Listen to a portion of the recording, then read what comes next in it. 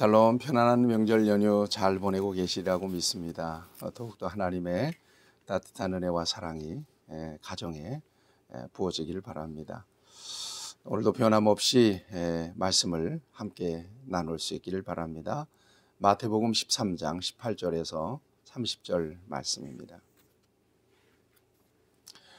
어제 우리가 씨 뿌리는 자의 비유를 통해서 이 씨가 무엇이며 밭이 무엇을 의미하는지에 대한 말씀을 함께 나누었습니다. 씨 뿌리는 자는 예수님이시죠. 씨는 천국의 비밀을 담은 하나님의 말씀입니다.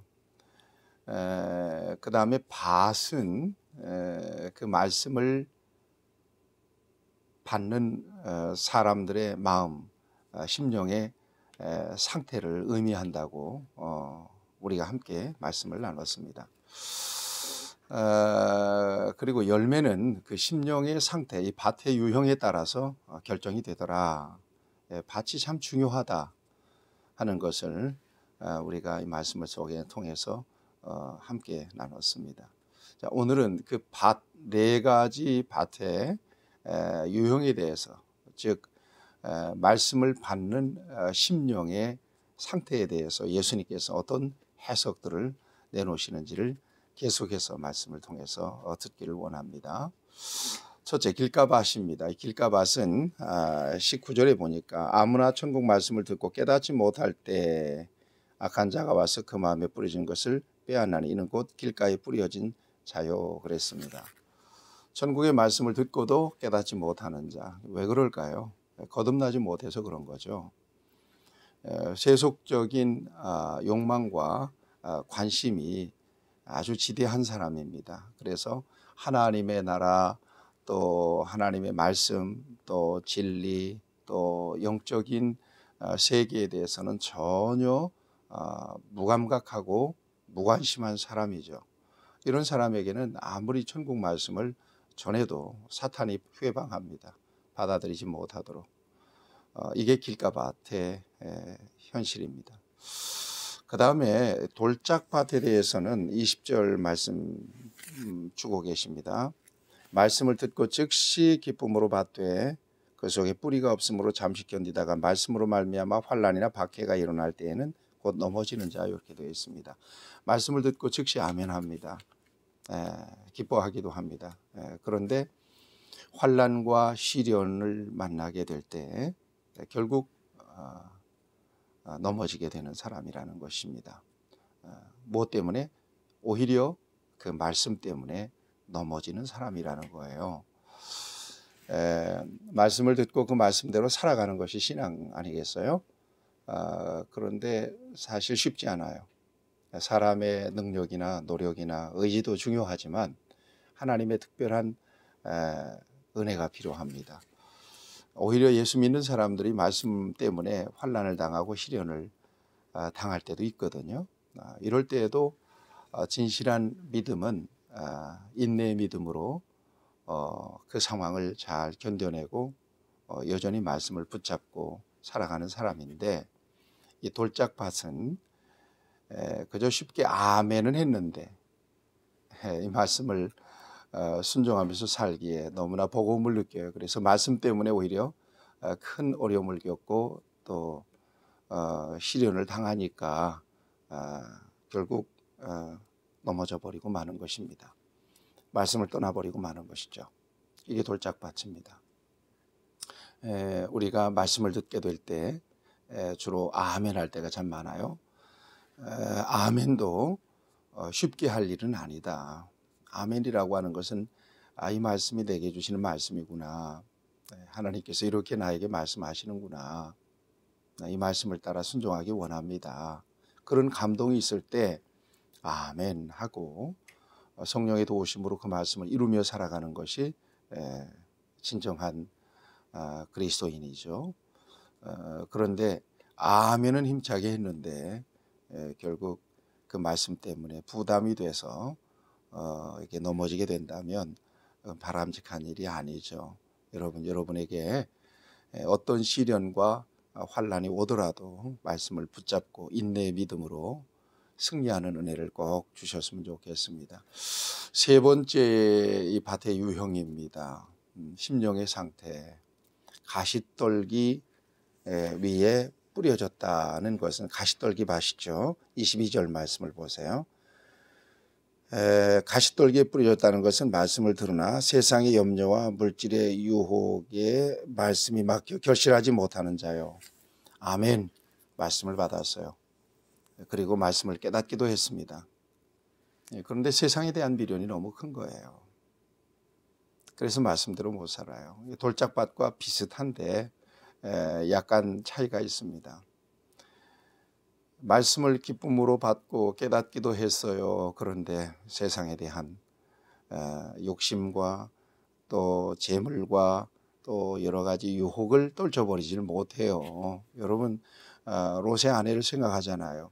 그 불타는 소돔과 고모라에서 빠져나올 때 뒤를 보잖아요. 뒤를 돌아보잖아요. 이 미련 때문에 말씀대로 살지 못하고 결국 넘어지는 사람, 말씀이 결실하지 못하는 사람, 이 사람이 바로 가시떨기 밭을 가진 심령을 가진 그런 사람입니다. 이 세 가지 밭의 유형 가운데 아마도 예수 믿는 사람들이 제일 경계해야 될 마음의 상태가 바로 가시떨기 밭이 아닐까 생각을 해봅니다. 말씀을 은혜롭게 받는 사람은 교회 안에 많아요. 아멘 하는 사람도 많아요. 그리고 그 말씀대로 살아야지 하고 정말 결심하고 다짐하는 사람들은 많습니다. 실제로 세상에 나가보면 세상에 대한 욕심, 무엇을 먹을까, 무엇을 마실까, 무엇을 입을까, 육신의 정욕과 안목의 정욕과 이생의 자랑에 대한 미련을 못 떨치는 거예요. 그러니까 이 말씀이 결실하지 못하는 거예요. 저와 여러분들이 연약함입니다. 하나님께서 저와 여러분들의 연약함을 붙들어 주시고 그럼에도 불구하고 말씀을 붙잡고 승리하고 말씀의 열매를 누리게 되는 그런 놀라운 은혜가 있기를 바랍니다. 세 번째, 우리 주님이 바라시는 마음의 상태입니다. 밭의 유형, 이것은 좋은 밭. 23절을 보세요. 좋은 땅에 뿌려졌다는 것은 말씀을 듣고 깨닫는 자니 결실하여 어떤 것은 100배, 어떤 것은 60배, 어떤 것은 30배가 되느니라 하시더라. 예수님은 열매를 원하십니다. 예수님 열매를 기대하십니다. 당연히 좋은 밭, 옥토가 되기를 원하십니다. 말씀을 받고 깨닫고 감동하고 여러 가지 시련과 어려움과 유혹이 있다 할지라도 인내의 믿음으로 말씀을 따라 순종하는 삶에 여기에 열매가 있어요. 궁극적으로 이 같은 믿음을 가진 자가 승리하게 돼요. 여러분, 성령께서 도와주셔야 오늘 저와 여러분들이 옥토의 마음 가지고 열매 맺게 되는 것이지만 여러분, 저와 여러분들의 의지도 중요해요. 어떠한 유혹과 또 시험이 있다 할지라도 말씀을 붙잡고 언제나 말씀 쪽으로 우리의 삶을 기울이는 것은 저와 여러분들의 거룩한 의지도 중요합니다. 성령께서 이 같은 은혜를 우리에게 주셔서 오늘도 어떤 유혹이 있든지 약속의 말씀을 붙잡고 견고하게 서시는 여러분 모두가 되고 여러분들을 통해서 아름다운 열매가 많이 나타날 수 있게 되기를 축복합니다. 그 다음에 비유 하나가 또 말씀이 됩니다. 이게 소위 가라지 비유입니다. 가라지 비유 24절 말씀부터 보면 예수께서 그들 앞에 또 비유를 들어 이르시되 천국은 좋은 씨를 제 밭에 뿌린 사람과 같으니 사람들이 잘 때에 그 원수가 와서 곡식 가운데 가라지를 덧뿌리고 갔더니 싹이 나고 결실할 때에 가라지도 보이거늘. 이런 말씀을 주고 계십니다. 농부 되시는 우리 주님께서 밭에 곡식을 뿌렸는데 밤에 와서 원수들이 가라지를 뿌렸다는 거예요. 그러니까 밭에 곡식과 가라지가 동시에 뿌려져서 지금 자라는 것입니다. 처음에는 모르죠. 그런데 싹이 나고 이렇게 상태를 보니까 가라지가 보여요. 그래서 종들이 주인에게 와서 이거 어떡할까요? 묻습니다. 그러자 29절에 보니까 주인이 이르되 가만두어라. 가라지를 뽑다가 곡식까지 뽑을까 염려하라. 여러분, 저는 이 비유를 보면 항상 어릴 때 그 피사리가 생각이 나요. 모내기 전에 모판에서 피사리를 해요. 핀지 뭔지 잘 몰라요. 근데 어른들은 참 잘 알고 뽑아내더라고요. 그렇게 피사리를 하고 이제 모내기를 했는데도 역시 피와 모가 함께 심겨져서 자라게 됩니다. 처음엔 잘 몰라요. 그런데 자라고 이렇게 그 꽃을 피는 걸 보면, 열매를 이렇게 피우는 걸 보면 피가 훨씬 더 웃자라고 견실하고 이삭도 먼저 피워요. 그것을 보고 농부들이 들어가서 피살이를 하는데 보통 애를 먹는 게 아닙니다. 그냥 뽑아지는 게 아니에요. 뿌리가 얼마나 견고한지. 그 다음에 이 벼와 이 뿌리가 엉켜 있어서 요걸 뽑으려면 벼까지도 뽑혀요. 그래서 하다가 그만두고 나와요. 조금 더 기다렸다가 이삭이 완전히 폈을 때 농부들은 낫칼을 날카롭게 갈아서 가지고 들어가서 이 피만 도려냅니다. 그래서 따로 모아서 불살라 버리죠. 피만 도려내 버리고 말아요. 자, 예수님께서 이 같은 말씀을 주신 것입니다. 피가 뭡니까? 가라지가 밭에 곡식과 함께 자라는 상황. 그런데 예수님의 마음속에는 이 곡식을 위하는 마음이 커요. 곡식에 예수님의 마음이 있습니다. 피는 언젠가는 솎아내야 돼요. 그런데 어설프게 솎아내면 결국 알곡이 다쳐요. 알곡을 염려하시는 주님. 그래서 언제까지 가만둡니까? 추수할 때까지 가만둬요. 그러고 있다가 말씀드린 대로 예리한 칼로 가라지를 먼저 베내요. 그래서 불에 던져버리고 알곡은 추수해서 곳간에 들이시죠. 가라지와 곡식이 함께 자라는 이 밭, 넓게는 세상을 의미하기도 하지만 이것은 이 땅의 교회를 의미하기도 합니다. 두려운 말씀이기도 합니다. 교회 안에 가라지도 있고 또 곡식도 있습니다. 주님의 눈에는 보이는데 우리 눈에는 잘 안 보이는 경우가 있습니다. 그래서 조심합니다. 섣부르게 판단하면 안 됩니다. 그리고 섣부르게 솎아내려고 해도 안 됩니다.